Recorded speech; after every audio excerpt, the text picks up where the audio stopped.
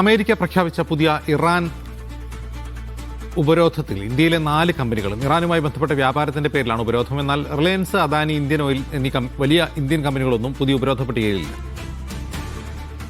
MC Nasar വിവരങ്ങളുമായി ചേർന്നു. നാസർ, ഏതൊക്കെ കമ്പനികളാണ് ഉപരോധ പട്ടികയിൽ? അജിൻസ്, ഏറ്റവും പ്രധാനപ്പെട്ട പോർട്ടീസ് പാർട്ട്നേഴ്സ് LLP എന്നൊരു സ്ഥാപനം, അതോടൊപ്പം തന്നെ രണ്ടാമത്തത് സദാശിവ ഓവർസീസ് ലിമിറ്റഡ് എന്നൊരു കമ്പനിയാണ് ഉള്ളത്.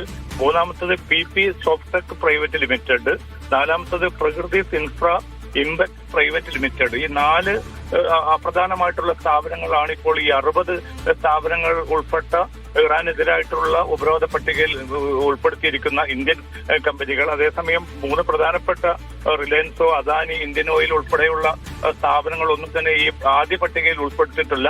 പക്ഷെ കൂടുതൽ കമ്പനികളെ ഈ പട്ടികയിലേക്ക് ഉൾപ്പെടുത്തുമെന്നൊരു മുന്നറിയിപ്പ് അമേരിക്കൻ ട്രഷറി വകുപ്പ് നൽകിയിട്ടുണ്ട്. എന്തായാലും നിലവിലുള്ള ഒരു സാഹചര്യത്തിൽ ഏതൊക്കെ അർത്ഥത്തിലായിരിക്കും ഇന്ത്യൻ പങ്കാളിത്തമെന്ന് തങ്ങൾ പഠിച്ചു വരികയാണ്. അതിന്റെ അടിസ്ഥാനത്തിലായിരിക്കും കൂടുതൽ കമ്പനികളെ ഉപരോധ പട്ടികയിലേക്ക് കൊണ്ടുവരിക എന്നുകൂടി ട്രഷറി വകുപ്പ് വ്യക്തമാക്കുന്നുണ്ട്. അജിൻ,